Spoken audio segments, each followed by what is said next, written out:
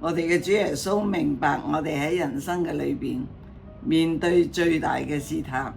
就係用一啲容易嘅方法嚟到取得成功，將自己咧抬舉嚟到去叫別人咧羨慕我哋。作為慈悲忠信嘅大祭司，我哋嘅主耶穌就凡事受過試探，與我哋一樣，好叫佢成為我哋嗰個嘅典範。撒旦嚟引誘主耶穌，就係用成功嚟到去引誘佢，將石頭變餅，從殿頂嗰度跳落嚟，得着咧萬國嘅榮華。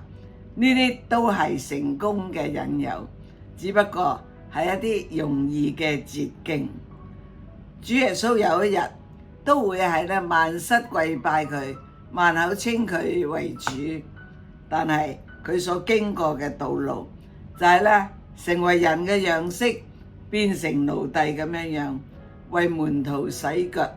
最終係釘喺十字架上邊，用一個死而復活嘅姿態嚟到取得嗰個嘅成功。弟兄姊妹，當我哋面對試探嘅時候，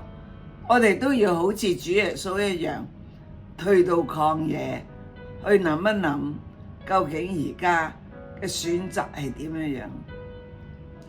當我哋好似主耶穌進入耶路撒冷，有人夾道歡迎我哋嘅時候，嗰陣時候我哋要小心，唔好將自己交俾人，因為我哋最終嘅目的唔係要成功，乃係要似主耶穌。